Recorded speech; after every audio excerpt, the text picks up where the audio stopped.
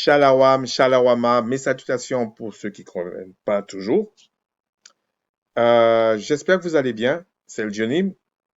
On va faire la deuxième partie de ce que j'avais fait il y a quelques jours là, sur le principe de la foi et la loi. Euh, bon, pour ceux qui pensent que je vais, bon, c'est juste une anecdote, hein. Euh, je dois avoir une centaine de partages déjà préparés, pas vidéo, écrit. Donc, on n'aura pas fini.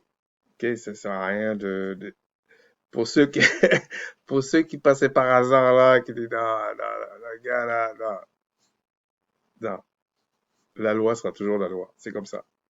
Alors, sur cette chaîne, je m'adresse essentiellement et particulièrement à ceux que je crois être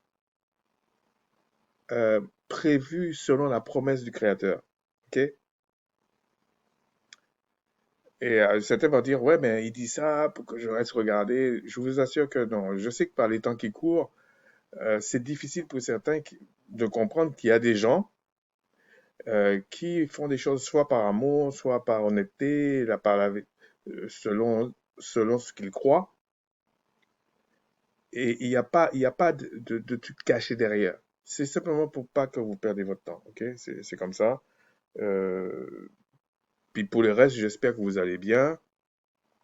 J'espère que le Créateur à chaque jour vous fasse grandir en connaissance parce que sans la connaissance, je vous assure, tu peux pas être sauvé.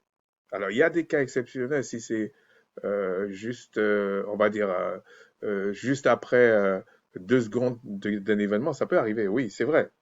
Mais je parle du salut. Ok, je parle vraiment euh, la formation, des choses comme ça. C'est de ça que je parle. Donc, sans la connaissance, il n'y a pas de salut. Faut arrêter de faire des idées. Mais on va voir ça dans ce passage-là, dans ce partage-là. Parce que c'est un peu ce que pensent les soi-disant chrétiens. Je vous dis, c'est pas eux les chrétiens, c'est les Israélites et chrétiens, en fait. Les véritables. Et donc, ils vous font croire que, ou- oui, parce que c'est ça leur message, en fait. Ils vous font croire que la croyance, je ne parle pas ni de la sainteté, je parle de la croyance en général. Que tu crois euh, selon une certaine manière ou pas. C'est la croyance. Derrière ça, tu ne tiens pas compte de la loi ou des lois. Tu ne tiens pas compte de ça. Et peu importe la loi, tu crois comme ça. Comme si tu flottais là, et tu crois comme ça. Voilà. Et puis il y a des, il y a des événements qui se passent, et toi tu dis, eh ben, c'est bon. Mais c'est pas ça la grâce. La grâce, tu as une grâce que si tu méritais quelque chose, parce que tu transgressais quelque chose, et on te fait une grâce. On va te dire, bon, on comprend ta bonne foi, tu respectais pas les choses, on va te pardonner, mais derrière ça, il ne peut pas avoir d'autre grâce. On va voir ça. Mais avant de commencer, si le Tout-Puissant le permet, avant de commencer, euh, deux petites choses que j'ai vues là. Il y a des gens qui racontent n'importe quoi. Euh, je vous dis, pour Mayotte, ils vont rien faire. Enfin, c'est parole contre parole, hein. Et puis, vous allez voir qu'à un moment donné, ils vont eux-mêmes bannir le terme pays riche. C'est parole contre parole aussi, hein. Parce que c'est le ciel qui décide pour la terre. Et pour être plus précis, c'est celui qui a créé les cieux et bien sûr la terre qui décide. C'est pas la terre. C'est comme ça.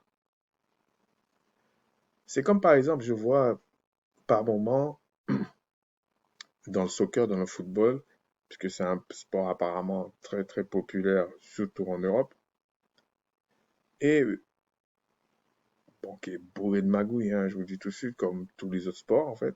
Parce que dès qu'il y a l'argent dedans, il y a la cupidité, c'est comme ça, hein. Et donc, il y a toujours deux poids, deux mesures. C'est là que je comprends pas. Et malheureusement, j'ai vu quelques influenceurs, notamment français, mais ça aurait pu être ailleurs, hein, enfin, qui parlent en français en tout cas. Et quand tu décortiques les trucs, tu constates qu'en fait, même à ce niveau-là, pour quelques, euh, quelques euros ou quelques dollars, ils sont prêts à vendre leur âme. Je suis désolé, si on vit sur la Terre et qu'on ne comprend pas ce qui se passe, c'est pas parce que tu as une caméra ou parce que tu parles sur les réseaux sociaux que tu as raison. C'est pareil pour ceux qui travaillent dans les médias, hein, c'est pareil, c'est pas possible. Je vois rarement des gens un peu honnêtes dans leur approche. Rarement. Et ça montre, bien sûr, les réseaux sociaux ne sont pas à 100% le reflet de la société, mais c'est quand même une partie. Parce que justement, on les appelle influenceurs et ils influencent des gens. Et vous savez, comme dit les Écritures, les méchants creusent toujours leur tombe. Parce que les gens ne comprennent pas, par moment, que le Créateur agit aussi, il nous a mis dans le temps et il utilise le temps. Mais quand tu es dans le temps, il faut qu'on te sorte du temps pour que tu vois loin. Sinon, tu ne vois pas. Tu es dans le temps, tu subis le temps. Et c'est pour ça que euh, vous allez voir, tous ces chefs d'État, je le dis franchement, hein, je le dis depuis des mois, tous ces chefs d'État qui ont été insultés les Mélanodiens, ils vont payer ça et leur population, éternellement, ils vont payer ça.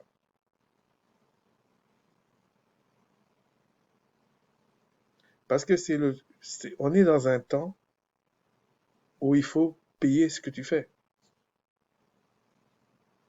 Et ils peuvent même pas se repentir. C'est toujours des entourloupes, des trucs comme ça. Donc c'est terminé.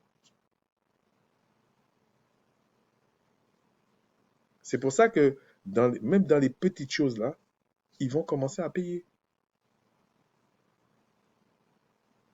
J'ai vu un truc dans un... Parce que je suis pas le match de soccer parce que j'aime le soccer vraiment. Non, non. C'est quand je vois des injustices. Pourtant, il y a les caméras, il y a la VAR, il y a tout. Les gars, ils arrivent à mentir.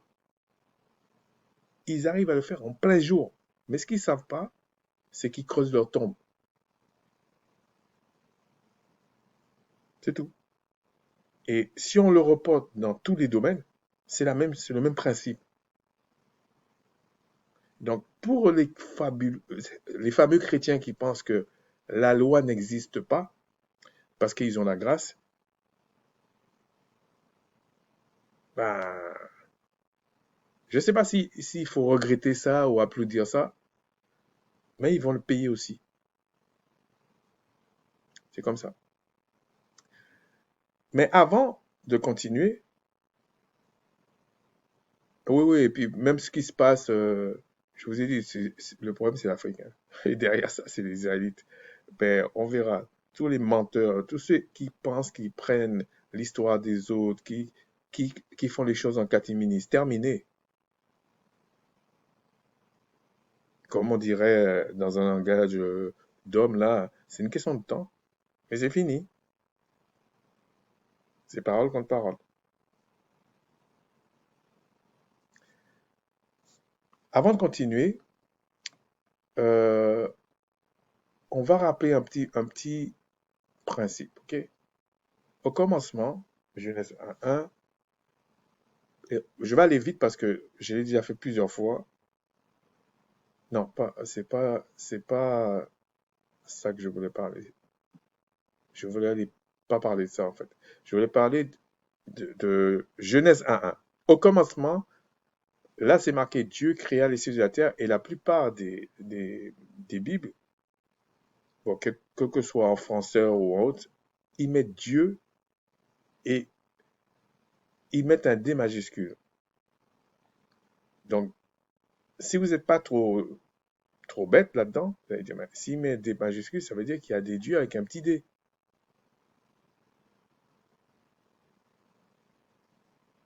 Et vous allez dire, mais comment ça se fait qu'ils mettent ça? Mais en fait, c'est parce que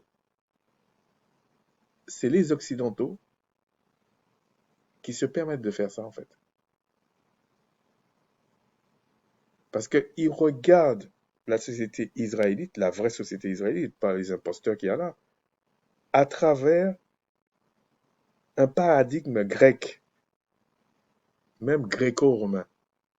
Comme si le monde avait commencé avec les Grecs et les Romains. Et quand tu parles avec certaines personnes, même des médanodermes, hein, même des Israélites qui s'ignorent, ils ont l'impression que tu affabules, que tu débloques. Comme si le monde allait accepter un jour la vérité céleste. C'est pas possible.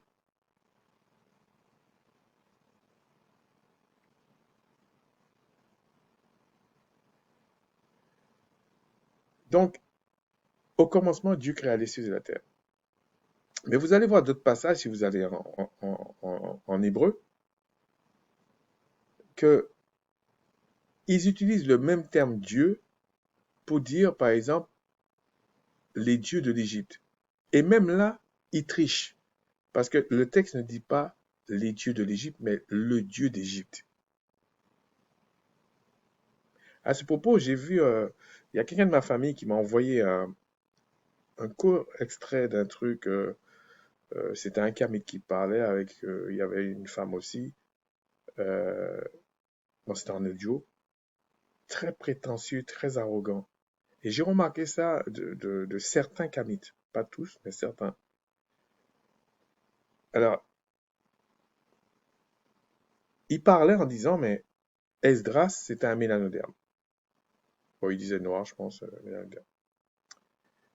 Et c'est lui qui a falsifié, enfin, c'est lui qui a falsifié l'histoire parce que, en fait, c'est lui qui a écrit toute la Bible.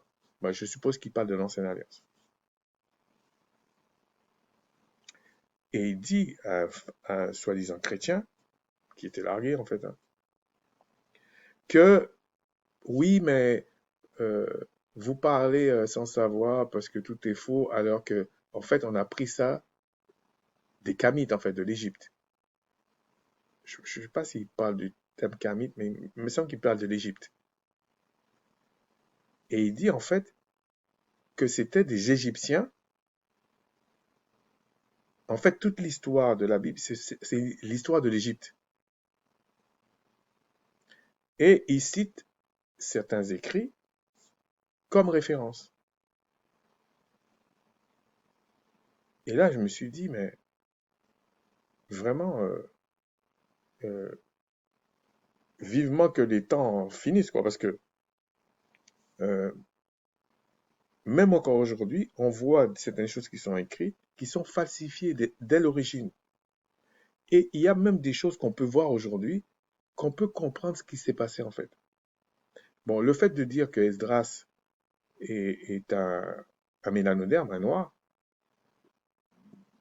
c'est trivial de penser ça, c'est normal. Tous étaient des mélanodermes. Donc, ils rajoutent rien au problème en fait. Mais ce qui est intéressant, on est, par exemple, à tour de bras, on voit ça dans le sport, dans la politique, dans, dans les populations en général. Regardez par exemple les équipes nationales sportives dans les pays occidentaux.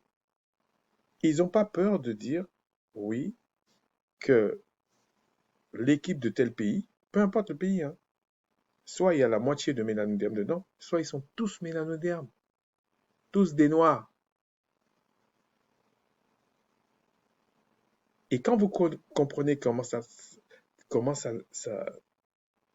fonctionne dans leur pays, ils sont obligés de faire des lois soi-disant antiracistes, anti-ceci, anti-cela, ça veut dire que même la personne naturellement n'accepte pas ça. Il va dire, tu ne peux pas représenter un pays alors que, oui, tu as peut-être les papiers, mais tu n'es pas du pays. Et donc, il aurait dû réfléchir en disant, mais même si c'est écrit dans la Bible, ce sont les Israélites qui sont sortis, c'est écrit dans ces livres que ce sont des Égyptiens qui sont sortis d'Égypte. Ou on va dire, comment je peux dire, pas une tribu, mais euh, y a des termes pour ça. En fait, bref, c'était des Égyptiens qui sont sortis. Bon, déjà, ça confirme, même si on dit c'est une confusion, ça marche pas, tout ça, que les Israélites étaient aussi des mélanodermes. On le sait, ça. Que ce soit les faux juifs le disent, tout le monde le dit. Donc lui, il n'est pas au courant, en fait. Mais ce qui était plus intéressant, c'est que dans les livres qu'il prend comme référence, on lui dit que ces Israélites qui sont sortis, c'était des Égyptiens. Donc, sous couvert, c'était des Noirs, en fait.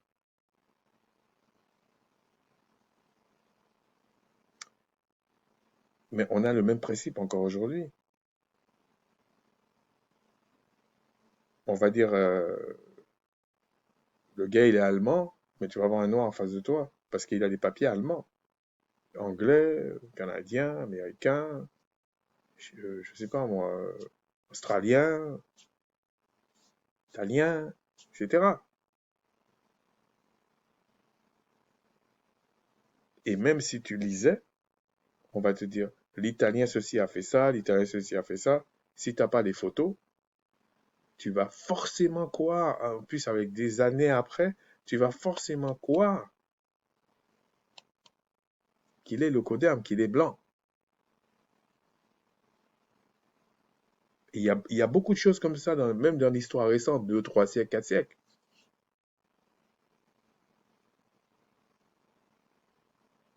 Tantôt c'était métis, tantôt ils sont carrément noirs. Donc il amenait rien au débat. Alors comme c'est court sur Internet, les pros vont applaudir, les contres vont être furieux, mais ils n'analysent pas ce qu'ils sont en train d'entendre, les arguments des uns et des autres. Ils n'analysent pas.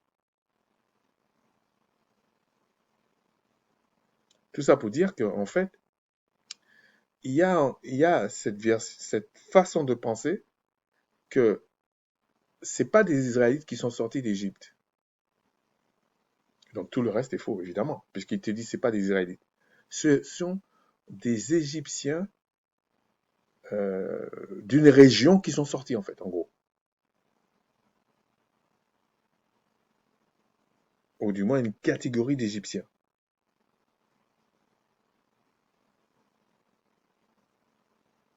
Mais cette personne qui parlait, je suis convaincu qu'il ne sait pas si ce sont des Égyptiens qui sont sortis, que c'est l'histoire de l'Égypte qui est là, qui m'explique le culte alors. Qui m'explique le culte. Pourquoi on fait ça, pourquoi on fait pas ça, comment il faut faire, machin. Et je suis convaincu qu'il ferme sa bouche. Il va commencer à me dire oui, le culte des ancêtres, machin, ceci, cela, cela. Pour nous embrouiller. Comme si tout le monde qui croit en une chose ne sait pas ce qu'il dit. C'est ça le problème que je vois souvent chez des mélanodermes. Ils pensent que celui qui n'est pas mélanoderme, quand il dit quelque chose, c'est pas forcément qu'il croit ou qu'il croit pas, mais il sait ce qu'il dit. Mais quand c'est un mélanoderme qui parle, on peut ne pas être d'accord, hein, je suis d'accord avec ça. Mais c'est pas tout le monde, quand il parle, il sait pas ce qu'il dit. Eh oui.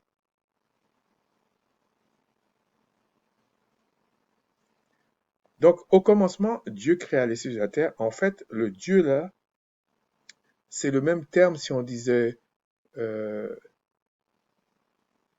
les idoles, en fait.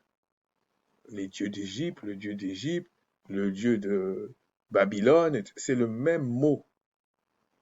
Et c'est le même principe chez chez les Grecs, bon, qui a donné toute la civilisation occidentale. Et il y a même des passages dans la Bible où on dit tout ce qu'on appelle Dieu.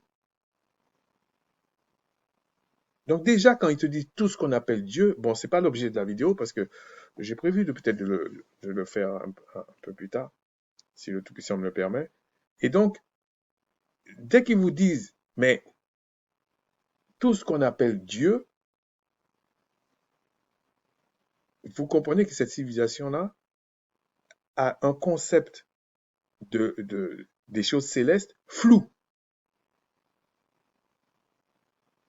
Et vous prenez des civilisations où le terme, euh, où toutes les choses célestes pour eux c'est flou, et vous prenez ça comme référence, comme argumentation, pour dire que vous savez quelque chose. Vous ne savez rien du tout.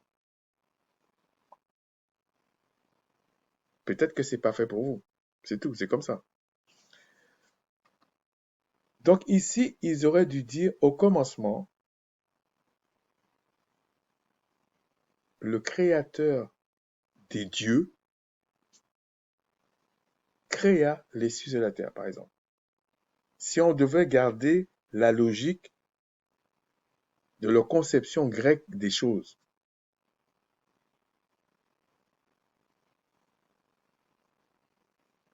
Et de continuer à dire, au niveau de la Pâque, les jugements, tout ça, que c'est bien écrit le Dieu d'Égypte, pas les dieux d'Égypte avec un petit D. Grand D, petit D, on s'en fiche.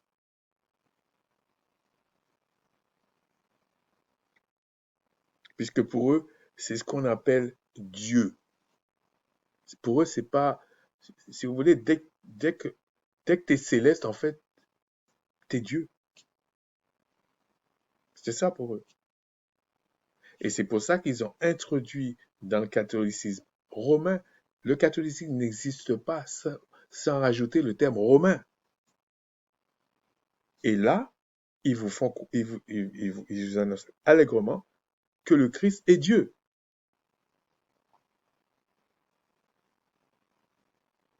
Mais pour eux, l'ange Michael est Dieu. Donc, comme ils se sont embrouillés, ils te disent non, il y a un Dieu qui ne comprenne pas ce qu'il sait là. On va dire ça, c'est aujourd'hui, ils vont vous dire c'est le Créateur qui est là, c'est le Père du Christ qui est là. Mais le Christ, c'est aussi Dieu. Et puis, comme ils ont parlé du Saint-Esprit, ils comprennent même pas ce que c'est.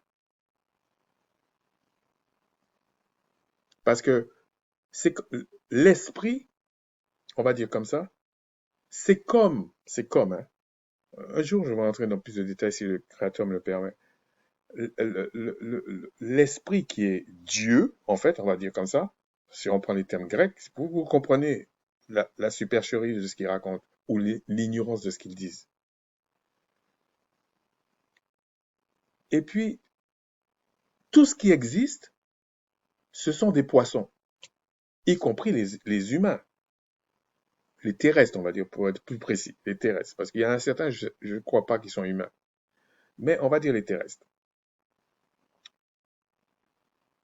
Quand je dis les terrestres, euh, quand je disais je crois pas, c'est parce que j'incluais pas non plus les animaux. Mais si j'inclus tout dedans, on va dire les terrestres, tous ceux qui sont sur la Terre là, et euh, qui ont la vie même animale. Okay. Je parle pas des végétaux, tout ça. Donc eux, on va dire même dans les cieux, les anges, qu'ils appellent les anges, tout le monde là, c'est comme des poissons, mais des différentes catégories de poissons.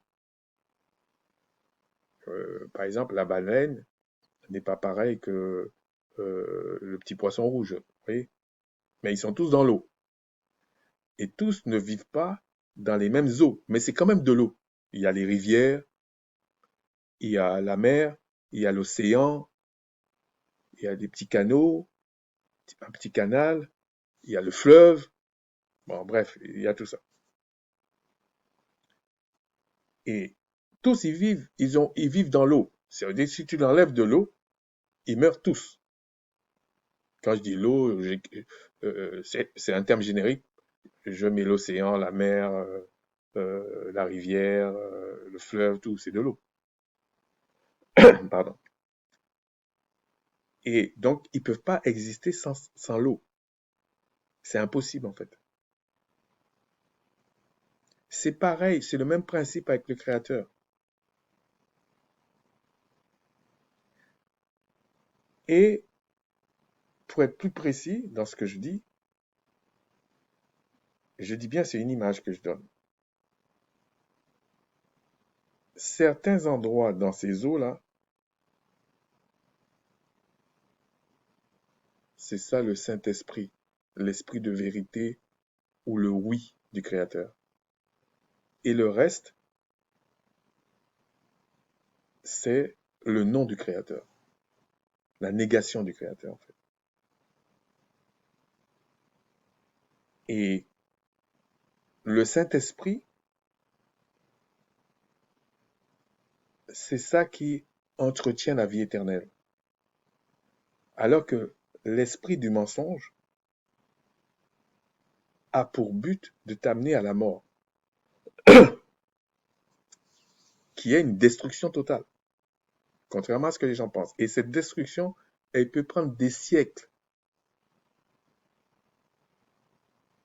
Et quand le Créateur va détruire tous ces êtres-là, la mort, etc.,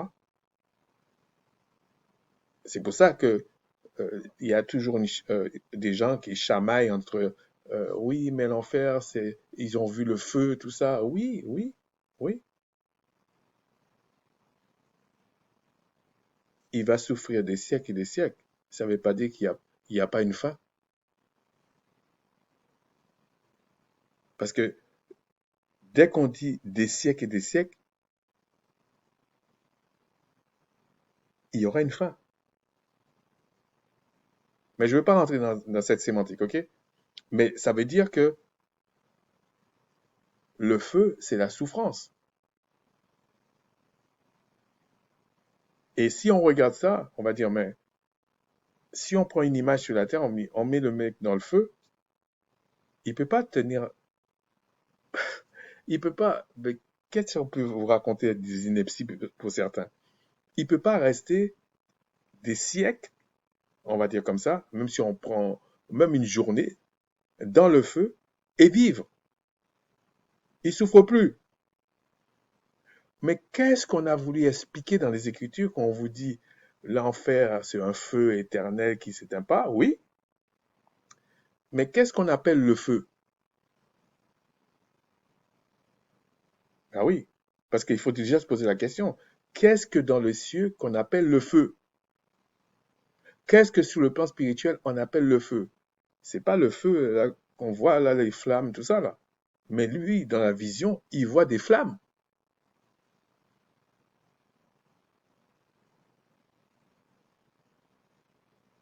Mais détruire une âme, ça prend du temps et c'est une mort lente.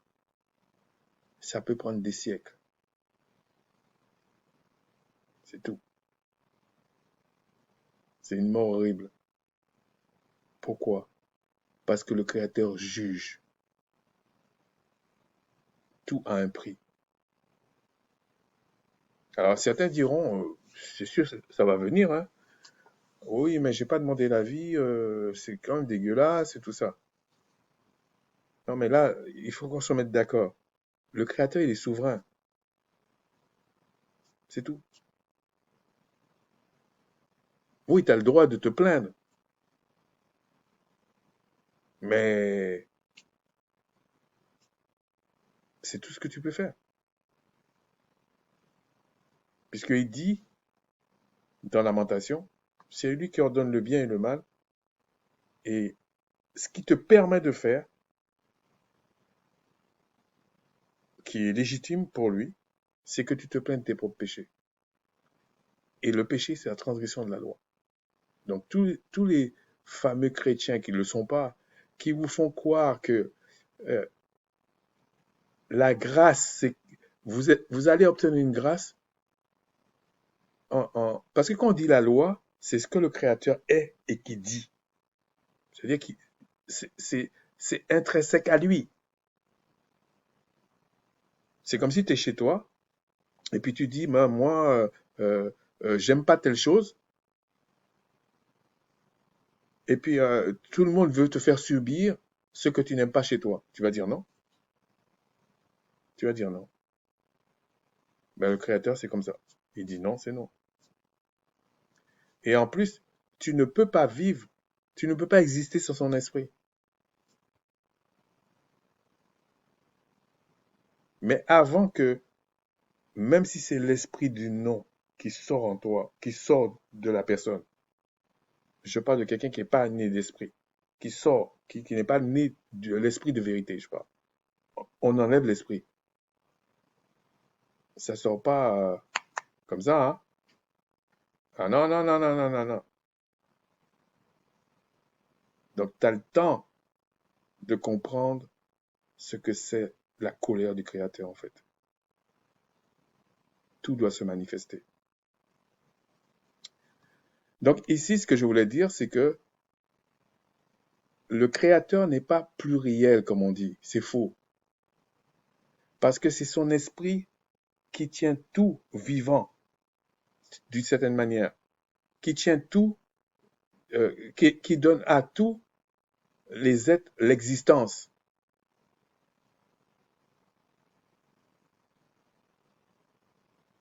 Et tous les célestes, à un certain degré, si on prend comme ça, c'est juste pour aller vite, ce sont, selon le concept grec, ce sont des dieux. Donc, suivant les époques, les moments qui viennent et tout ça, on va dire que c'est Dieu. C'est tout. Et ils avaient déjà le concept, avec les druides et tout ça, le concept de leur histoire de Trinité, toutes ces choses-là. Donc, il n'y a rien de nouveau sous le soleil. Voilà. Ensuite,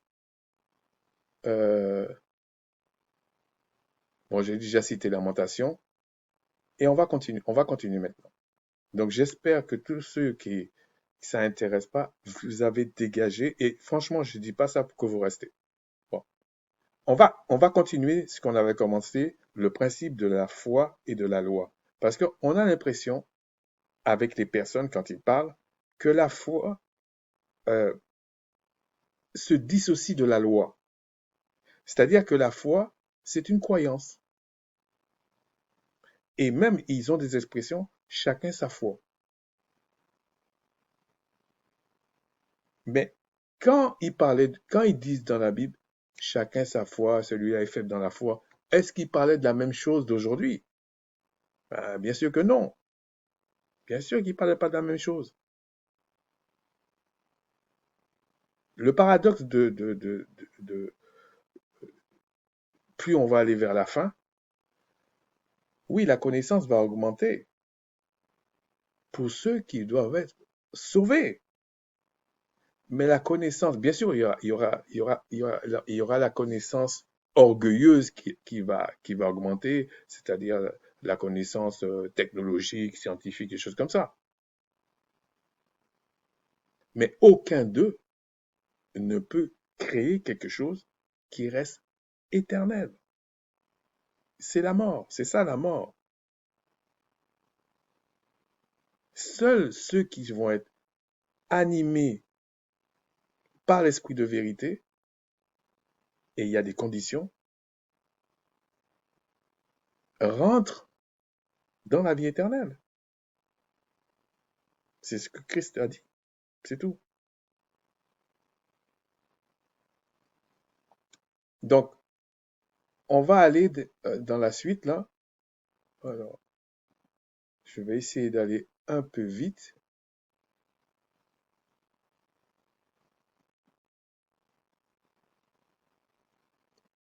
Je vais pas faire spécialement un récap parce que la suite est logique en fait. Donc, on va aller dans Hébreux chapitre 9 à partir du verset 11. Ça va faire le lien avec l'autre passage, enfin, avec la première partie. On va lire. Mais Christ est venu comme souverain sacrificateur des biens à venir. Il a traversé le tabernacle plus grand et plus parfait qui n'est pas construit de main d'homme, c'est-à-dire qui n'est pas de cette création. Il est entré une fois pour toutes dans le lieu très saint, non avec le sang des boucs et des veaux, mais avec son propre sang, pardon, ayant obtenu une rédemption éternelle. Ces deux petits versets, mais il y a beaucoup de choses dedans. Je prétends pas tout dire, mais je vais dire des choses en fonction de ce que je vais partager dans cette vidéo. Mais on peut pas s'arrêter sur on peut pas ne pas s'arrêter sur le fait qu'on nous parle de souverain sacrificateur. Bon, des biens à venir, etc., mais souverain sacrificateur. Et on avait vu que lorsqu'on parle des biens à venir, lorsqu'on parle de justification pour avoir ces biens-là, etc. Parce qu'il faut mettre tout dans le contexte. Le Créateur s'est révélé à un peuple et ce peuple a transgressé l'alliance. En tout cas, cette première alliance. Mais le Créateur a dit, à cause de lui-même, je vais quand même sauver ce peuple. Et je vais mettre mes lois, il le dit par Jérémie, et je vais lui donner mon esprit, il le dit aussi par Joël, deux prophètes. Et tous les autres n'ont pas été contre ça. Je parle des prophètes israélites.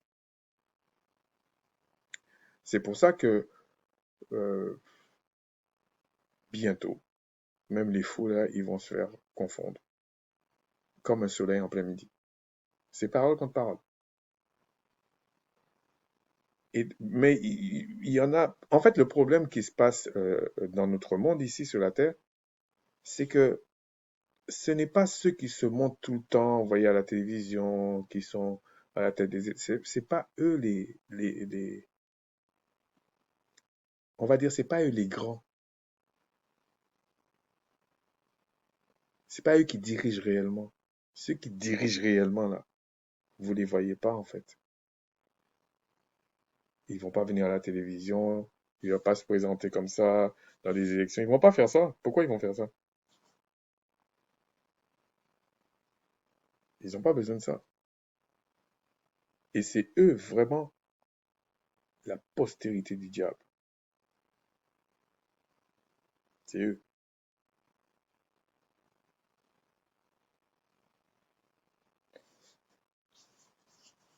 Et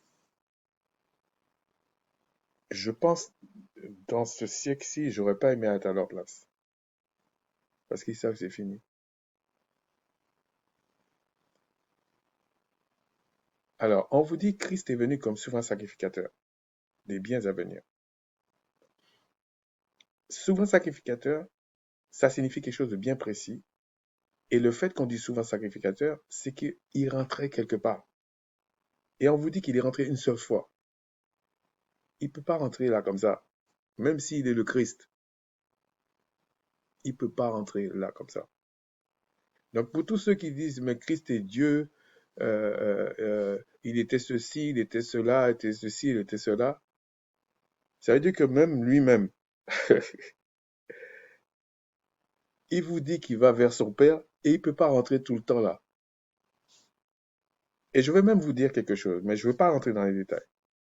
Le fait qu'on dise le temple et que selon le modèle qu'ils ont vu, ça ne veut pas dire qu'ils ont fait tout le temple.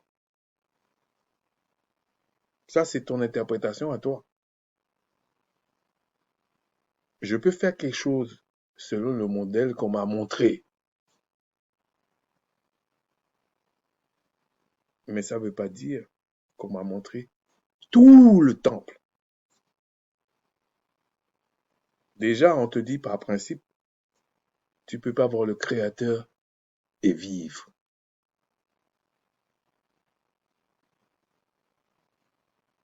Et tous les êtres qui rentrent dans les cieux, dans la réalité, tout ça, que le Créateur crée, engendre et tout ça, eux-mêmes, ils ne peuvent pas voir le Créateur pleinement et vivre. Donc, ça veut dire, les mesures d'esprit qu'ils ont, c'est toujours des mesures. C'est pour ça que j'ai des mesures. Ils ont pas, même si on te dit, il a l'esprit pleinement, pleinement, ça ne veut pas dire totalement.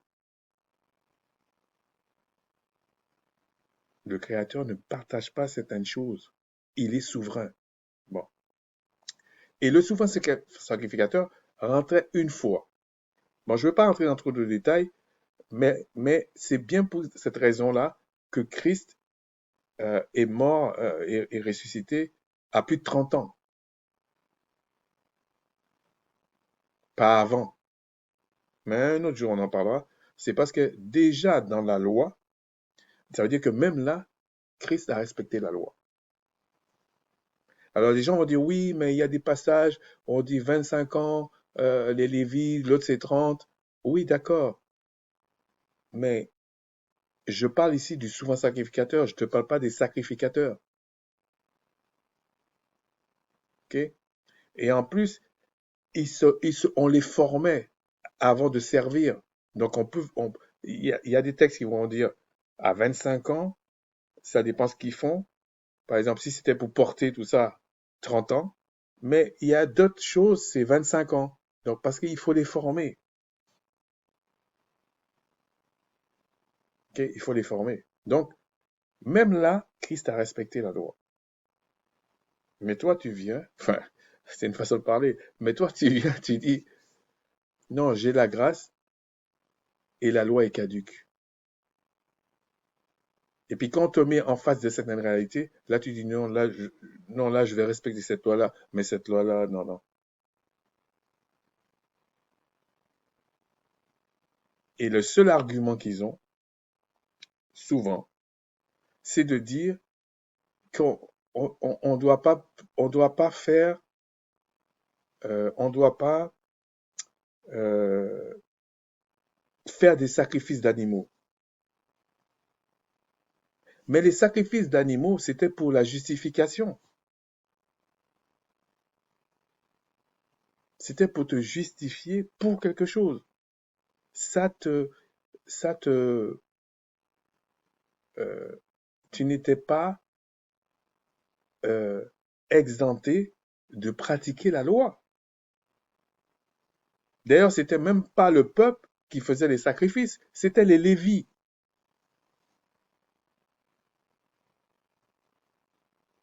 Mais tout le peuple était tenu à pratiquer des lois relationnelles, sociales, les cérémonies devaient être là, etc. Mais en ce qui concerne les sacrifices, le peuple apportait des choses, mais le peuple ne le pratiquait pas. Donc, tu ne peux pas venir en face de moi avec un argument aussi léger. Quand nous disons que la loi est toujours là, avant de ricaner, il faudrait peut-être te poser la question, mais qu'est-ce que tu veux dire? Parce nous avons plus d'arguments pour ricaner quand on entend les fameux chrétiens parler, parce que ce ne sont pas des chrétiens en fait, ce sont des catholiques romains, voilà, c'est comme ça. Même s'ils ont pris d'autres noms, c'est pour ça que la tête du catholicisme romain ne désespère pas de les faire tous rentrer au bercail.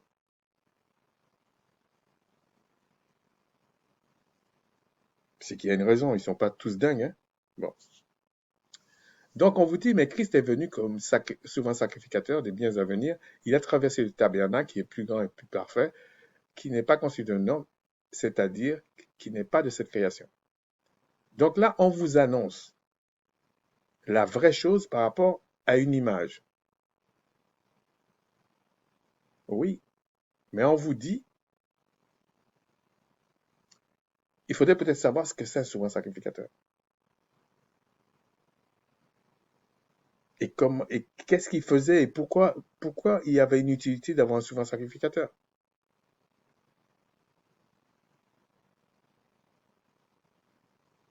Et le souverain sacrificateur avait quel rôle? Alors certains vont dire oui, mais Israël maintenant est spirituel.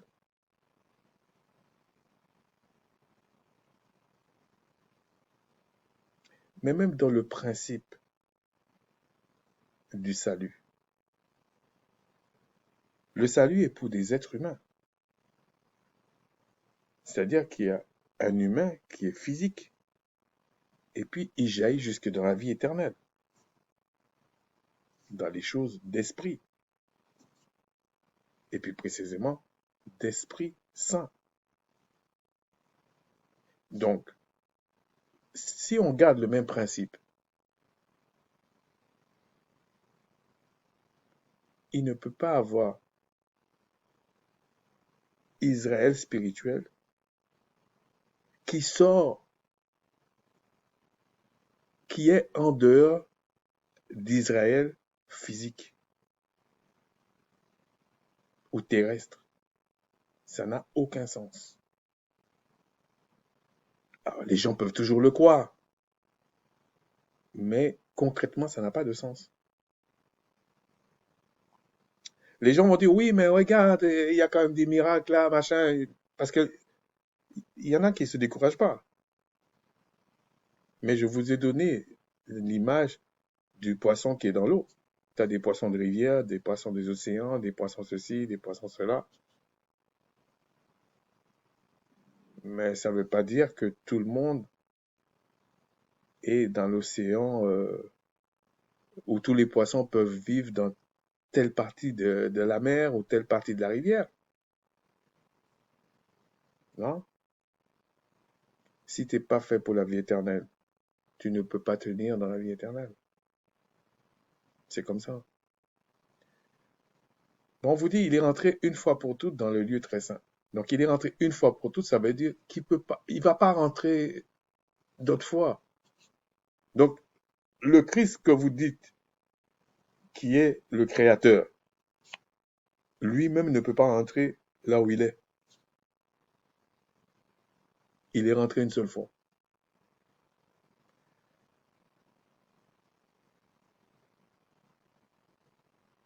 Franchement, il ne vaut même pas tomber dans la main du Créateur parce que il ne fait rien à moitié. Quand il est sérieux, il est sérieux. Quand il se moque vraiment, vraiment beaucoup, parfaitement. Donc, il nous a montré, il nous montre que des gens sont capables de croire toute leur vie certaines absurdités, comme le Christ est le Créateur aussi, mais lui, il ne peut pas rentrer deux fois là où il est.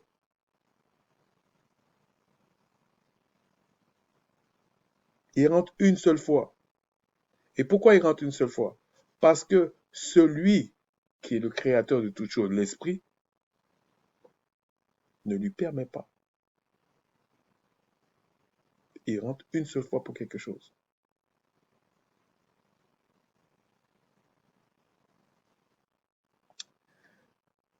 Car si le sang de taureau et des boucs et la cendre d'une vache répandue sur ceux qui sont souillés, sanctifie et procure la pureté de la chair, et puis il vous dit à combien forte raison le sang de Christ, par un esprit éternel, s'est offert lui-même sans tâche.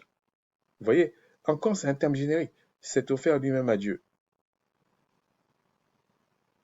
Mais c'est pas l'objet dans cette vie, ok? Purifiera-t-il votre conscience des œuvres mortes afin que vous serviez le Tout-Puissant. Enfin, et là, on précise le Dieu vivant. C'est à quoi qu'il y a un Dieu mort aussi. Bon. Et c'est pour cela qu'il est le médiateur de nouvelle alliance. Donc là, on vous introduit qu'il y a une nouvelle alliance. En fait, j'avais commencé, puis j'étais parti sur notre idée. La foi, on ne peut pas le dissocier de la loi. C'est comme une pièce avec pile ou face. Mais en fait, on ne peut pas accéder à cette loi. Tu ne peux pas accéder à la loi euh, si tu n'es pas éternel. Alors vous allez me dire, ouais, mais attends, je ne comprends pas. Israël antique, enfin avant le Christ, n'était pas éternel. Ben, vous avez tout compris en fait. Ils n'étaient pas éternels, donc ils n'avaient pas accès à la loi comme ça. Donc il fallait des sacrifices d'animaux pour qu'ils soient justifiés même momentanément devant le Créateur, mais en attendant quelque chose.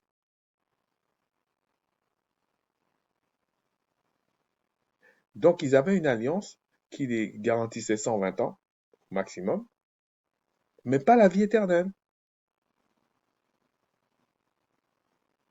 C'est aussi simple que ça en fait. C'est pour ça que dans les Écritures on dit c'est pas pénible. Donc si le Créateur vous dit que les lois de l'ancienne alliance ne sont pas pénibles, vous dites qu'aujourd'hui, enfin certains disent aujourd'hui, qu'ils sont, qu'ils ont la grâce, donc ils sont même avec le Saint-Esprit, ils sont supérieurs en fait, mais ils sont pas capables de respecter des choses qui sont pas pénibles, des choses inférieures, qui, qui, comment dire, qui ne les, qui n'est pas contre la vie éternelle. Moi, je suis pas en train de parler des sacrifices d'animaux, je parle des autres choses. Mais là, on vous dit, euh, Christ est le médiateur de nouvelle alliance, la mort étant intervenue pour le rachat des transgressions commises sur la première alliance. Donc, les transgressions, c'était quoi? Les transgressions, c'était pas les sacrifices d'animaux. C'est pas ça, les transgressions. C'est parce qu'il y avait des transgressions qu'il y avait des sacrifices d'animaux. Donc, c'est pas les sacrifices d'animaux, les transgressions. Ils transgressaient autre chose. Les lois.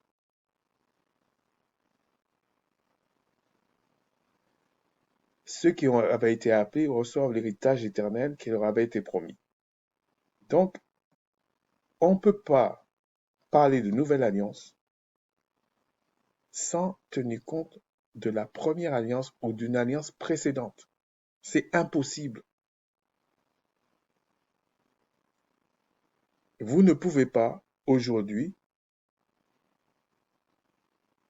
dire, mais moi, j'accepte la nouvelle alliance sans regarder pourquoi il y avait la nouvelle alliance. Pourquoi il y a une nouvelle alliance? Et c'était pour qui cette nouvelle alliance? Qui a été, par les prophètes, notamment par Jérémie, dit clairement que le Créateur fera une nouvelle alliance. Il n'a pas été de dire ça euh,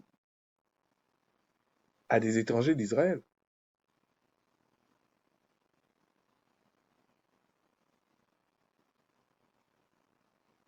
Donc, donc c'est c'est pour ça que lorsque les gens viennent, on leur met un cadre fallacieux, on leur met, je sais pas moi, des guirlandes, des machins, enfin bref, des choses pour épater la galerie en fait. Et puis, il y a, quand il y en a, hein, il y a des miracles, et c'est pas des faux miracles. C'est des manifestations de l'esprit, mais qui n'est pas du Saint-Esprit, qui n'est pas de la vérité.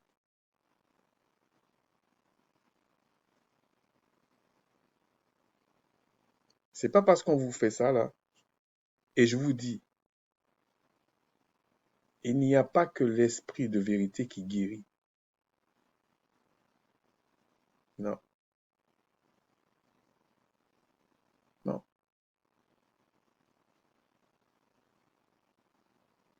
Je vais prendre un exemple, sans rentrer dans les détails. Le Créateur dit, celui qui dirige ce monde, le prince de ce monde, c'est le diable. Il y a toute une équipe, mais on va dire sur le diable pour faire court. Ok, c'est l'adversaire. Et si tu ne nais pas d'esprit, tu ne peux pas être sauvé. Mais pourtant, je ne parle pas de chirurgie, hein, mais pourtant, vous allez aller de certains endroits, peu importe la race, peu importe la civilisation, ils vont prendre des feuilles, là, ils vont machin, si t'es malade, t'es guéri, non? Ah oui, les autres vont dire non. Là, on parle de guérison spectaculaire. Mais ça, c'est pour moi, même quelqu'un qui est malade, et on prend des feuilles, on lui donne et puis il guérit, c'est spectaculaire. Bon, prenons le cas, ok. Prenons le cas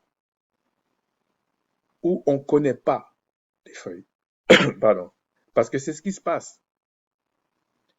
Comme il y a une méconnaissance de la pharmacopée naturelle, là, tu vas voir des gens sortir en disant je vais crier, je vais prier, je vais ceci, je vais cela. D'accord. Et ils vont prier et la personne est guérie. Bah, déjà, c'est parce qu'il ne connaît pas ce qu'il faut prendre. Et puis, ou alors, il ne connaît pas ce qu'il faut faire. Donc, il crie. Il y a un esprit qui vient, qui guérit.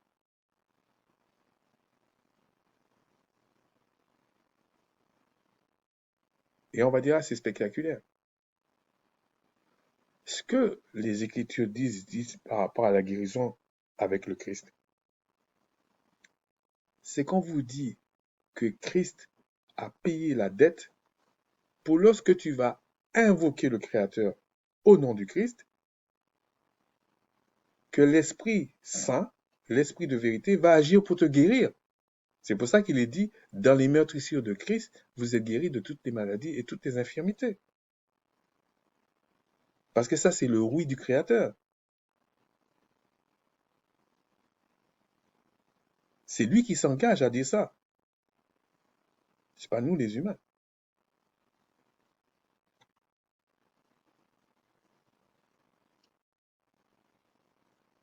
On va passer ensuite à Romains 4. Bon, ça va prendre un petit peu de temps, tant pis, hein. Romains 4, et je vais m'arrêter sur certains passages, et après on va lire Romains 5, et puis c'est fini. Romains, une partie de combien de versets Romains 5? 11 versets de Romains 5, et après c'est fini. Alors, dans Romains 4, voilà ce qu'il dit. Que dirions-nous donc qu'Abraham, notre père, a obtenu selon la chair? Parce que c'est ça la, que j'estime être, comment je vais dire, ridicule chez les fameux catholiques romains, qui se disent pas catholiques, ils se disent pentecôtistes, témoins de Jéhovah, enfin bref. Il y en a même qui se disent on est sans nom et tout ça, et puis qui croient qu'ils vont passer comme ça. Il n'y a qu'un seul culte que le Créateur agrée, que ça vient de quelqu'un qu'il a choisi, notamment les Israélites. Il a rattaché une partie des Kamites, des Égyptiens plutôt, avec la Syrie en un seul mot, c'est fini. C'est terminé. Tout le reste là, c'est un scénario pour nous instruire.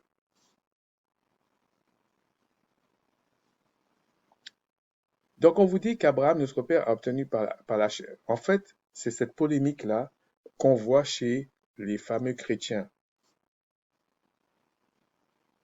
Si je dis ça, fameux chrétiens, parce que pour moi, c'est pas eux les chrétiens. C'est les Israélites éveillés, c'est eux les chrétiens en fait. C'est tout. Et on vous dit qu'Abraham, notre père, a obtenu selon la chair. Donc il parle toujours au moins des Israélites. Parce qu'Abraham n'est pas que le père des Israélites, il est aussi le père euh, euh, d'Ismaël. Il n'est pas que le père d'Isaac.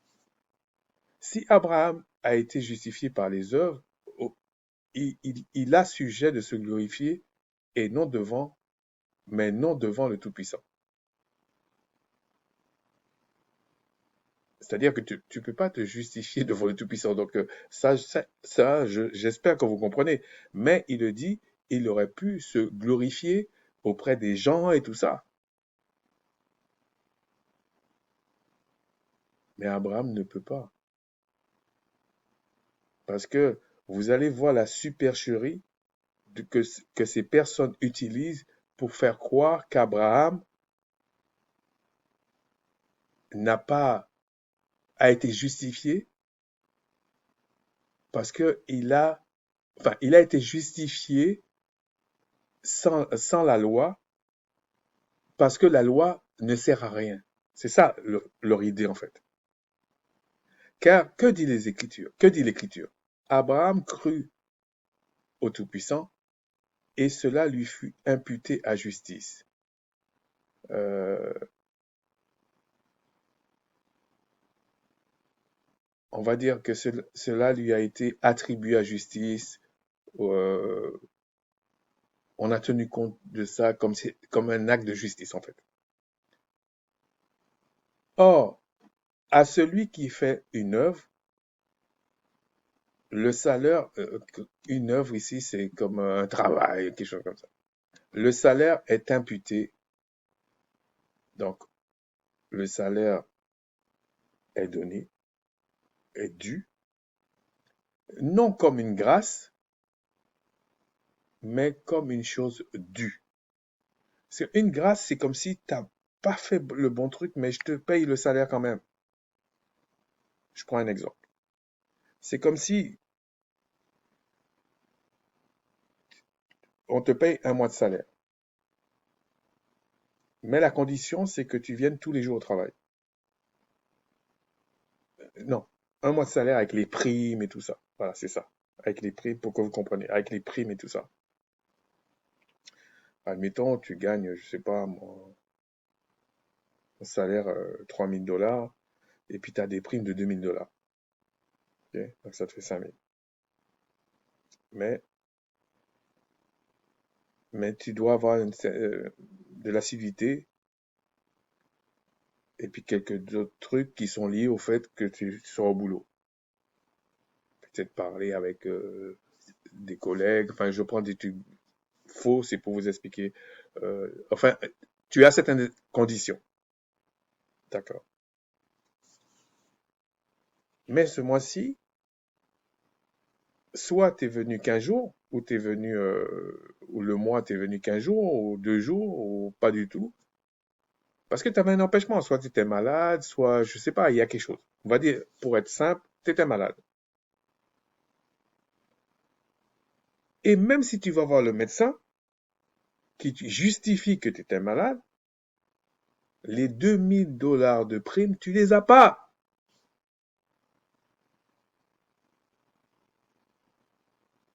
Parce que tu n'as pas rempli les conditions. C'est comme si tu n'as pas fait l'œuvre comme il fallait. Donc, mais, je sais pas, le patron décide à un moment donné, bon, il dit, bon, je vais te faire une grâce. Je vais te donner tes 5 000 dollars parce qu'il y a quelqu'un qui a travaillé à ta place. Et lui, le travail est tellement bien fait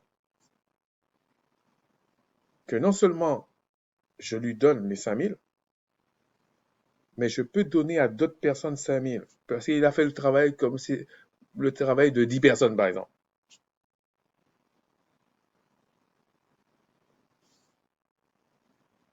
C'est ça une grâce ou pas une grâce? Au moins. Et à celui qui ne fait point d'œuvre, donc là, c'est carrément, il est même pas venu au travail, ok? Mais qui croit en celui qui justifie l'impie. Bon, l'impie, c'est l'impiété, ok? Pour comprendre, c'est l'impiété. Et la piété, même si on traduit par méchant, toutes sortes de choses, euh, la racine, c'est l'impiété. Et la piété, c'est pas seulement la prière, c'est aussi respecter la loi déjà. Donc, quand on te parle d'impie, ce n'est pas n'importe qui. C'est comme on te parle de païen, ce n'est pas n'importe qui. C'est bien pour ça que Christ dit à un moment donné à Pierre, lorsque tu seras converti. Mais les gens vont dire, mais attends, mais il suivait le Christ. Pourquoi Christ dit, il sera converti? Parce que le fait d'employer le mot convertir, ça veut dire que tes ancêtres ou toi-même, tu as abandonné quelque chose. Donc, les gens qui vous parlent de Israël spirituel sans tenir compte d'Israël physique, ce sont des imposteurs qui parlent, ou des ignorants, ou des gens qui ont... on les a pas envoyés en fait. Et ce qu'ils ne savent pas, c'est que le Créateur ne tolère rien. Au moment convenable, ils vont payer ça. En plus, le Créateur fait bien les choses. Souvent, il se moque des autres. Ça aggrave leur cas.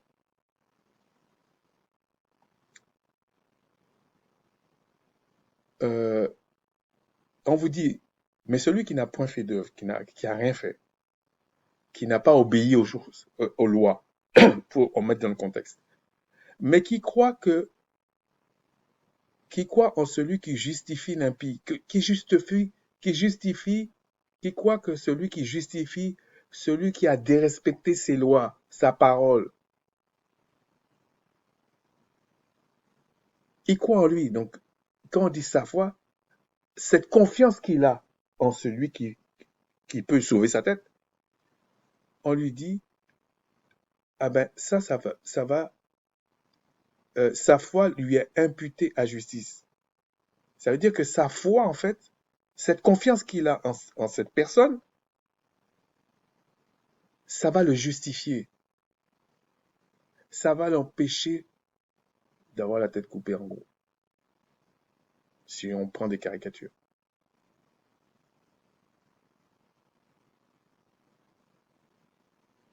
Mais le fait qu'on dit il fait confiance, mais qui croit en celui qui justifie l'impie, c'est pas une croyance comme ça, parce qu'on vous dit celui qui justifie l'impie, celui qui justifie celui qui a transgressé ses propres lois, celui qui justifie celui qui ne pratique pas la piété. C'est ça qu'on vous dit là en fait. À aucun moment, ce texte, en tout cas jusqu'à maintenant,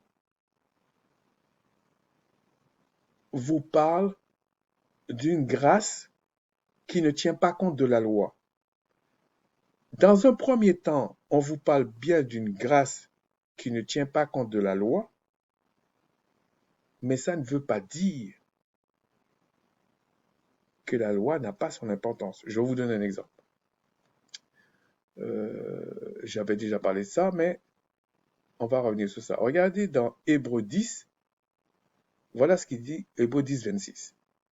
Car si nous péchons, donc si nous transgressons ces lois volontairement, après avoir reçu la connaissance de la vérité, le fait que vous avez péché, que les lois sacrificielles n'ont jamais été pour la vie éternelle, que euh, euh, euh, même si vous pratiquez toute la loi avec les sacrifices d'animaux, vous n'aurez pas la vie éternelle, c'est borné à 120 ans.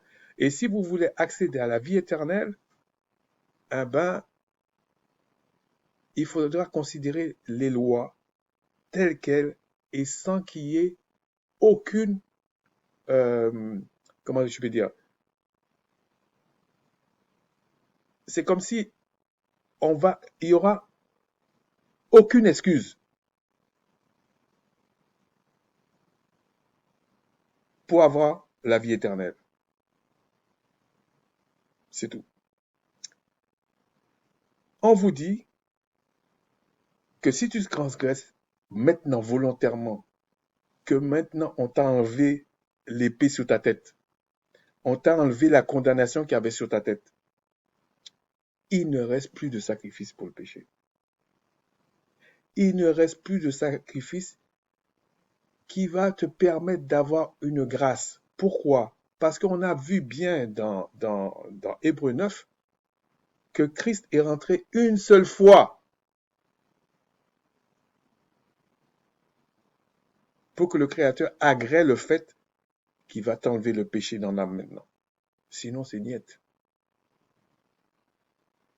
Donc, les gens peuvent venir en parler, c'est caduc par là, c'est caduc par ci, c'est caduc par là. Ils peuvent se rouler par terre, ensemble, tout seuls, on s'en fiche. Ça rentrera jamais dans le royaume des cieux. Ces gens n'ont aucun pouvoir sur le réel peuple du Créateur. Ils en ont aucun. Ils ont un certain pouvoir uniquement quand ce peuple est ignorant. Et c'est là tout le problème. Donc ici, on vous dit, mais une attente terrible du jugement, donc dernier, et l'ardeur d'un feu qui dévora les rebelles. Donc quand ils voient le feu là, ils te disent, non, pour eux, pour eux, ils pensent que c'est quelque chose oui, c'est dur, mais c'est, bon, après, il y a le feu et après, c'est fini. Ah non, non, ça, c'est la mort physique, là, terrestre, là. Ton âme va être jugée, mais quand on va juger ton âme, il n'y a plus rien après, hein. Il n'y a plus rien après.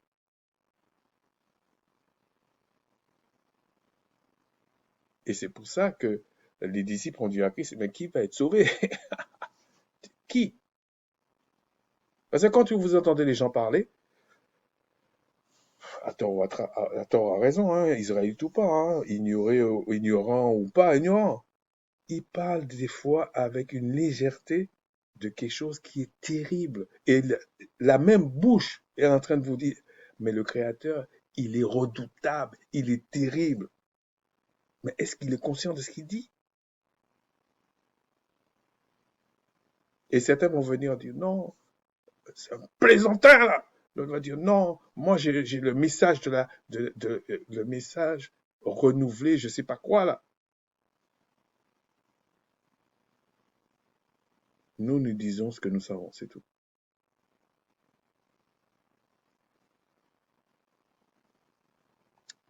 On va continuer ici. Alors, au verset, je ne vais peut-être pas tout lire, mais celui qui peut lire le chapitre 4, bon, il y aura peut-être pas le même. Bah, bref. De même, David exprime le verset 4, chapitre 4, verset 6. De même, David exprime le bonheur de l'homme à qui le Tout-Puissant impute la justice sans les œuvres. Le fait que tu sois justifié te donne accès à la vie éternelle. Mais ce n'est pas la vie éternelle. C'est comme si, par exemple, on te donne accès, tu ouvres la porte, mais après, il faut savoir vivre dans la maison. Mais la maison, les lois de la maison sont toujours là. On t'avait simplement donné une image de la maison, encore d'une partie de la maison, mais c'était pas la maison. Mais on t'avait donné, dans l'image qu'on t'avait donnée, on t'avait donné comment on vivait dans la maison. Maintenant, on te dit, maintenant, pour vivre vraiment dans la maison et en plus éternellement, il faut que tu connaisses les lois. Donc Jérémie vient et dit, voilà, on va mettre les lois en toi alors maintenant. Et c'est pas une croyance en l'air comme ça, non, non. Les lois, on les avait déjà données, mais tu pouvais pas l'appliquer. Et c'est pour ça qu'on parle de transgression. C'est pour ça qu'on parle de transgression. On n'aurait jamais parlé de transgression, d'iniquité, de péché, si les lois qu'on a révélées à Macha n'étaient pas des lois éternelles. On n'aurait jamais fait ça.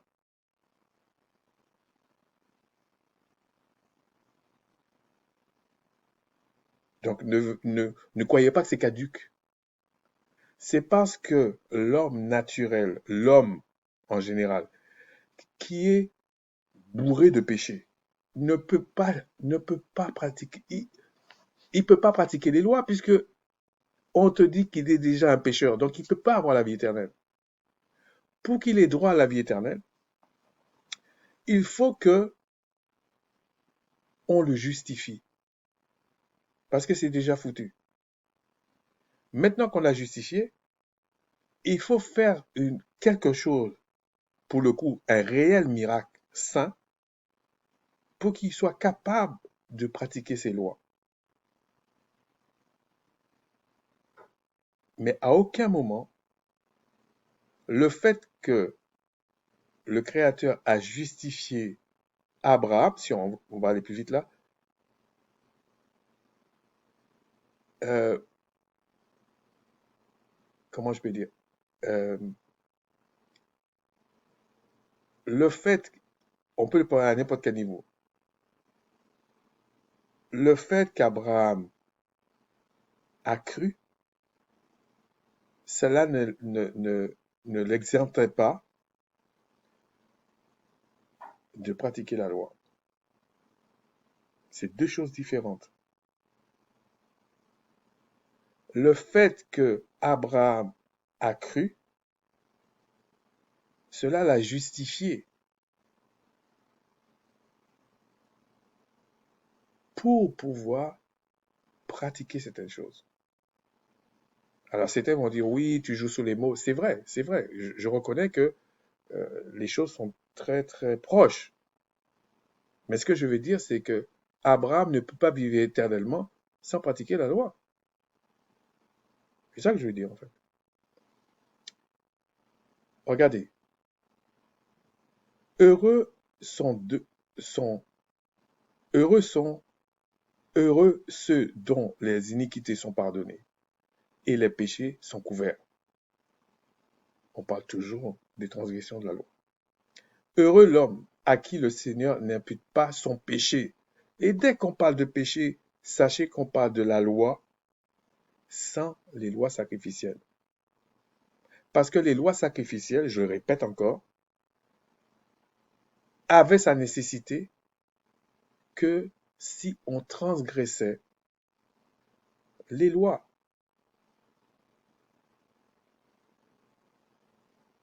Donc maintenant, s'il y a un sacrifice, même si on était dans l'ancien âge, s'il y avait au moins un sacrifice qui permettait qu'on ôte le péché dans la personne, qu'on met les lois du Créateur en lui, les lois sacrificielles d'animaux auraient été vraiment caduques. Mais dans l'ancienne alliance, dans les choses qui n'étaient pas les vraies choses, c'était pas possible.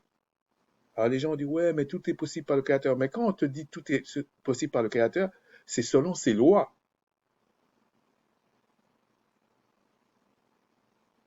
En Christ, tout est possible.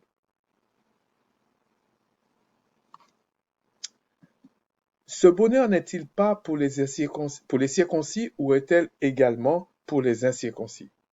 Non, ce bonheur n'est-il que pour les circoncis ou était-il également pour les incirconcis? Car nous disons que la foi fut imputée à justice à Abraham. Voilà. Depuis Abraham, le Créateur, même depuis Adam et Ève, le Créateur sait qu'aucun homme euh, avec du sang, on va dire, hein, ne peut le satisfaire, ne peut ne pas transgresser la loi. Et il avait toujours prévu quelque chose. Pour les gens qui pensent que ça l'échappe, non. Mais le Créateur ne tolère pas le péché et il ne veut pas sauver tout le monde. Il fait miséricorde à qui il veut.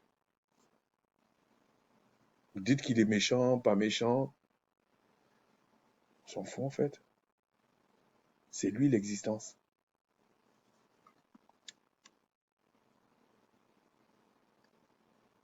Mais là, il parle de circoncision. Et c'est là que je veux en venir dans ce passage-là, où les fameux chrétiens là nous racontent des inepties.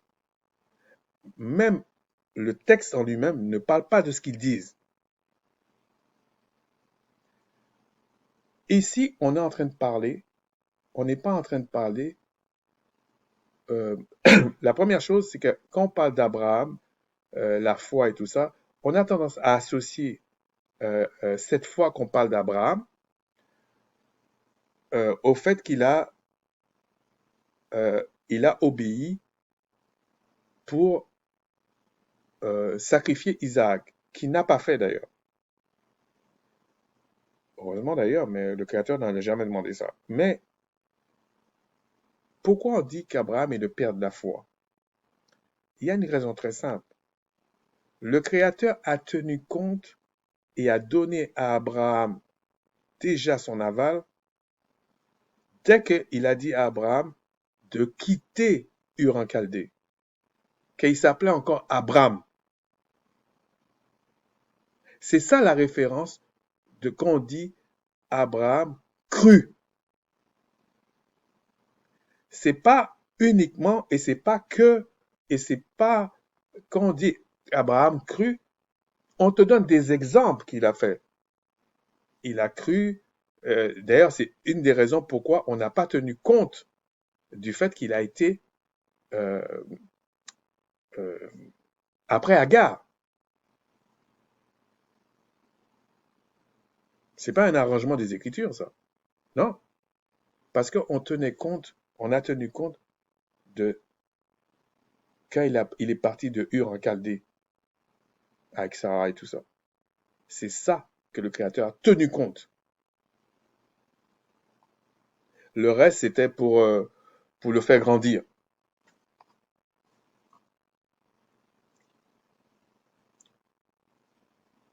Et on vous parle ici des circoncis et des incirconcis. Regardez, tellement que eux ils racontent des bêtises. Comment donc lui fut-il imputé? Est-ce après ou avant la circoncision? Il n'était pas encore circoncis, il était incirconcis. Okay?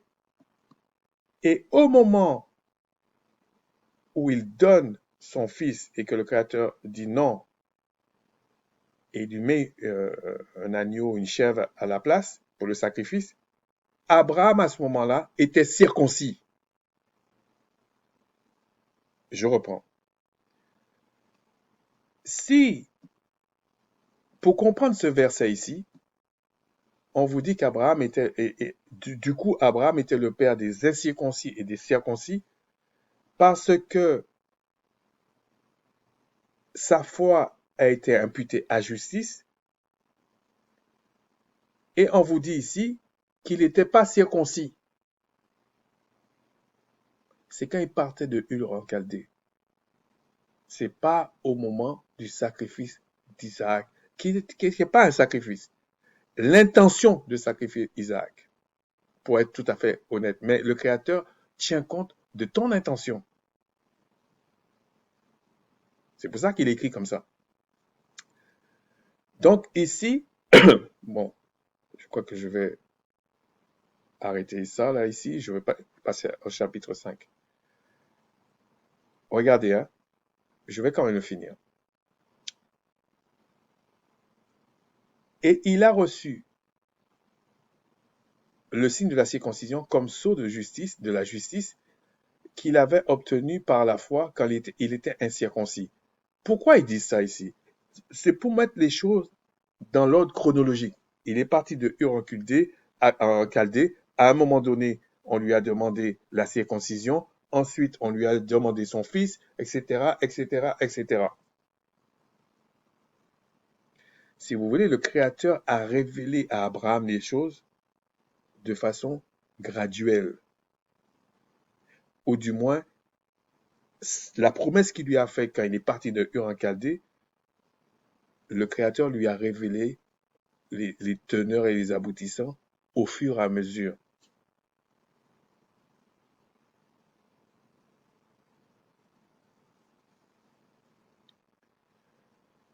Afin d'être le Père de tous les incirconcis qui croient, pour la justice, pour que la justice leur fût aussi imputée. Les incirconcis, il faut comprendre, le circoncis, c'est celui qui pratique la loi. L'incirconcis, c'est celui qui ne pratique pas la loi pour X raisons, mais qui reconnaît qu'il ne pratique pas la loi. À votre avis, pourquoi il doit reconnaître? Et c'est ça la repentance. Quand on dit je me repens pour mon péché, c'est que tu reconnais que tu as transgressé la loi. Pourquoi tu te repens? C'est pour recommencer demain? Non, c'est parce que tu crois que le Créateur va mettre sa grâce sur toi pour que te faire connaître les choses, pour que tu ne transgresses plus ses lois. C'est pour ça que la logique veut que tu fasses comme ça. C'est comme un enfant, il a désobéi à ses parents. Il sait qu'il sera puni. Il le sait de toute façon. C'était le cas d'Israël. C'était le cas d'Israël. Il savait le prix. C'est pour ça que les prophètes criaient, des hommes de bonne volonté criaient. Donc l'enfant vient, il pleure. Il se roule par terre. Vraiment, on voit qu'il est désolé. Pour X raisons, il s'est fait avoir ou il a été tenté. Bref, il a fait une bêtise. Quand les parents disent, bon, ok, on te croit. Tu ne seras pas puni. La première réaction d'un enfant normal, ah, merci, merci, je ne vais plus recommencer. Mais les chrétiens, eux, les soi-disant chrétiens, je ne vais pas écorcher le Christ, ok? Les soi-disant chrétiens, eux, ils sont capables de se rouler par terre et de dire non, c'est vrai, j'ai mal fait, machin, sans avoir l'intention de ne pas recommencer. Puisque déjà, ils vous disent, la loi est caduque.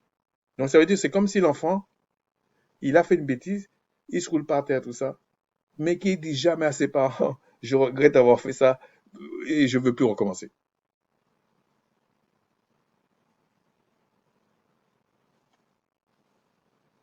Je comprends pas ces trucs-là. Alors, je vais aller plus vite. Car les héritiers le sont par la foi. Bon, je vais sauter des trucs, hein.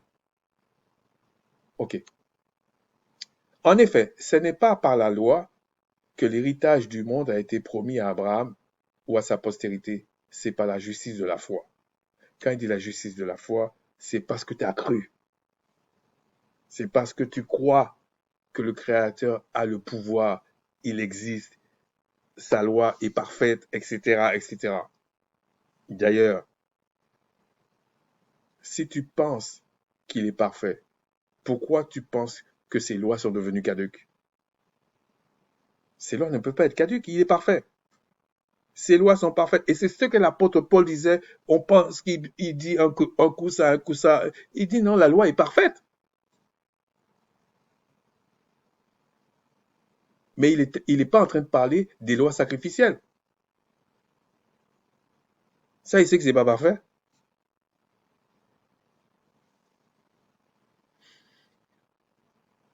Alors, je vais vous donner un dernier exemple sur ça. À partir du verset 19. Et sans faiblir dans la foi, dans la confiance en celui qui a dû sortir de Ur en Chaldée, il ne considéra point que son corps était déjà usé, puisqu'il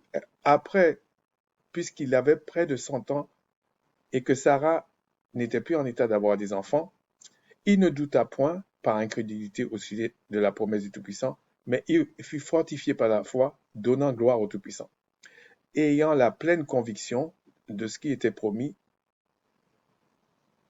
de ce qui promet, il peut aussi l'accomplir. Et c'est pourquoi que cela lui fut imputé à justice. Mais c'est pas cet événement-là qui a déclenché les promesses. Non. Le Créateur avait déjà cette intention-là dès qu'il lui a dit de sortir de Ur en Chaldée. C'est pour ça qu'il lui a changé le nom.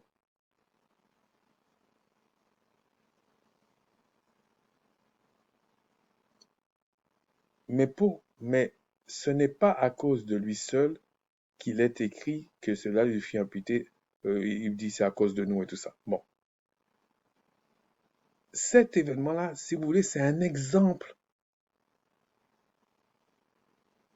de la conséquence de la foi d'Abraham. Mais si vous réfléchissez bien, qu'est-ce qui était pire pour Abraham? D'amener son fils Isaac ou de sortir de Ur en Chaldée, d'abandonner tout, de ne même pas savoir où il va? Moi, je peux vous garantir, pour ceux qui voyagent, qui changent de pays et tout, je vous assure, et quand vous étiez bien installé, Abraham avait tout, avec son père et tout, il a quitté l'héritage, il a tout quitté. C'est ça le plus dur. C'est ça le plus dur.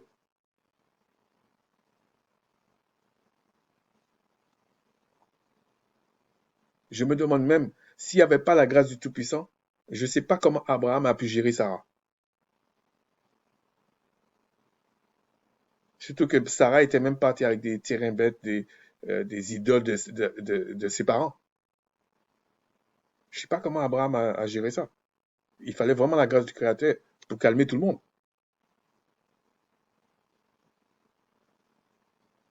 On va finir avec le verset, enfin le chapitre 5, versets 1 à 11.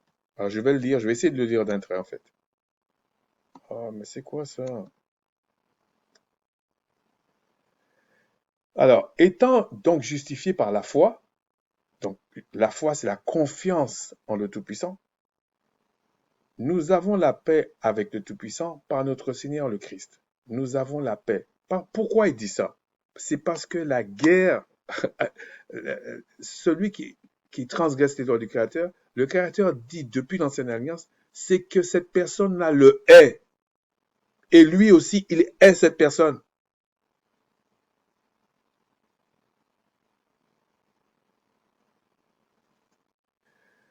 À qui nous devons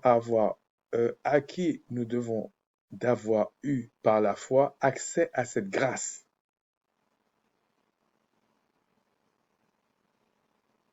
La grâce n'est pas tac-tac comme ça, non. Il y a des conditions pour la grâce, dans laquelle nous demeurons fermes et nous nous glorifions dans l'espérance de la gloire du Tout-Puissant.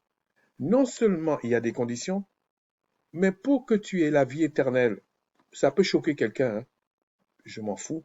Franchement, je m'en fiche. Il faut que tu sois israélite et véritablement israélite. Et même si tu es israélite, il faut que tu sois le reste que le Créateur a dit, non, toi, tu vas rentrer dans la vie éternelle. Vous croyez que un royaume aussi puissant, indestructible, éternel, le Créateur va pas filtrer, même s'il dit que c'est une grâce. Mais réfléchissez un peu. Bien plus, nous nous glorifions même des afflictions, sachant que l'affliction produit la persévérance la victoire dans l'épreuve, et cette victoire l'espérance. Or, l'espérance ne trompe point, parce que l'amour du Tout-Puissant est répandu dans nos cœurs par le Saint-Esprit qui nous a été donné. Ça veut dire que tu es né d'esprit là. Ça veut dire qu'il faut que tu reconnaisses le Christ. Non, non, on va aller plus doucement. Il faut que tu sois israélite. Tu reconnaisses le Christ. C'est-à-dire que tu te repens, etc.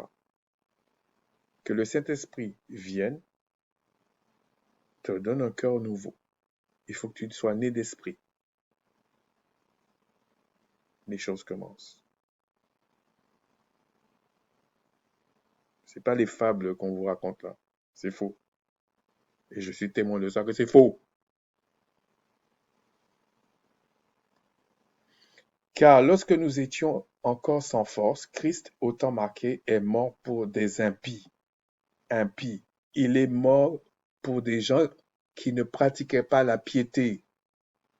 Et ceux qui pratiquaient la piété, c'était le royaume de Juda, les 3 tribus là, Lévi, Juda et Benjamin, en Judée. Aujourd'hui, personne ne peut pratiquer la piété sans que le Saint-Esprit, sans qu'il ait accepté le Christ, et quand c'est le Saint-Esprit qui vient, on va dire, tabernacler en eux. Sinon, c'est des mensonges. À peine mourra-t-on pour un juste, quelqu'un peut-être mourrait-il pour un homme de bien. Mais le Tout-Puissant prouve son amour envers nous, en ce qui concerne lorsque nous étions encore des pécheurs, Christ est mort pour nous tous. Alors, quand il voit mort pour nous tous, c'est pour le monde entier. C'est faux. La nouvelle alliance est en rapport avec la première alliance. Point barre. À plus forte raison donc, maintenant, nous sommes justifiés par son sang, nous serons sauvés par lui de la colère. C'est pour ça qu'on vous dit, nous serons justifiés par son sang. Là, c'est le début. C'est pour ça que dans la Bible, on vous dit, euh, oui, vous n'êtes pas justifiés par les œuvres, mais on vous jugera selon vos œuvres. Et toi, tu vas dire, ah, c'est quoi ça encore? Ben oui, pour avoir cet accès au trône de la grâce, il faut que tu sois justifié par le sang de Christ. Ça, c'est vrai. Et c'est Christ qui dit ce que le Père m'a donné. Donc, c'est le Père qui choisit. Et il n'a pas dit le Créateur, il dit le Père. Quand tu es justifié maintenant, c'est là que ça commence. Hein. Il faut que tu sois né de nouveau. Il faut ceci, il faut cela. Il y a d'autres conditions. Et pour vivre éternellement, il faut que les lois du Créateur, qu'il a révélées en l'ancienne alliance, là, il faut que ce soit comme du lait pour toi. Là. Il faut que ce soit comme si tu es un poisson dans l'eau. Et c'est pour ça qu'on parle, quand tu es parfait, là, tu ne commets plus de péché. Mais si tu commences déjà, tu n'es même pas parfait, tu commences à trier dans les lois, là, tu es foutu. Et je te dis, c'est sûrement parce que le Créateur t'a pas appelé.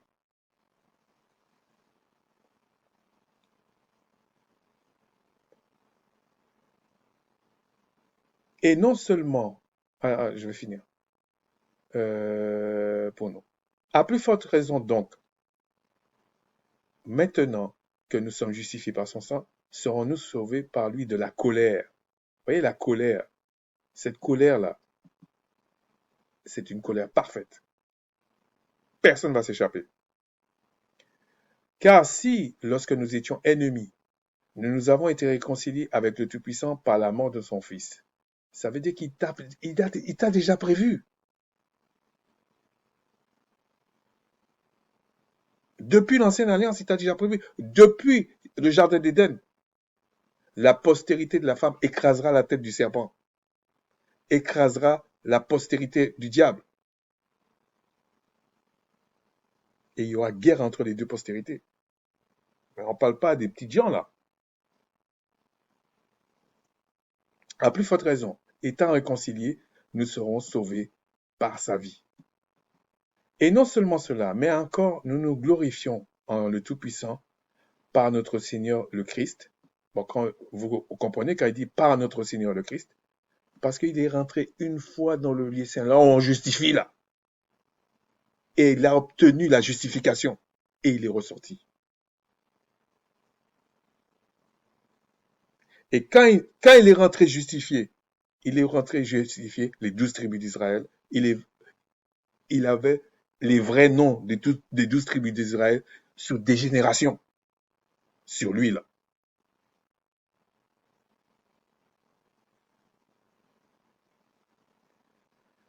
Et par qui maintenant nous avons obtenu la réconciliation.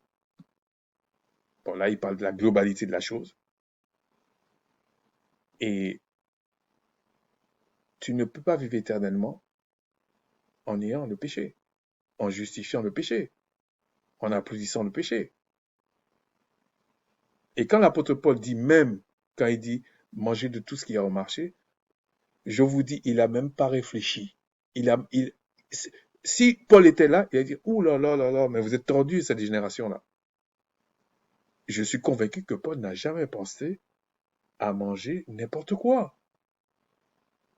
Ça l'a même pas effleuré l'esprit.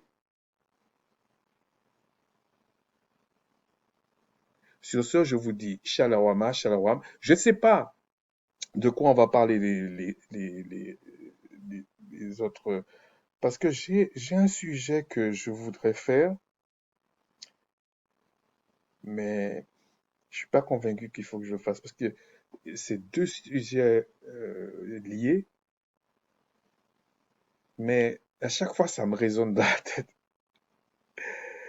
Ne donne pas des choses saintes aux chiens. Donc, c'est pour ça que j'hésite un peu. Mais il y a d'autres sujets. euh, et vous allez voir, c'est toujours en rapport avec la loi. Hein. Et puis, on va voir qui est le plaisantin, euh, est-ce que vraiment ça existe le message, je sais pas quoi.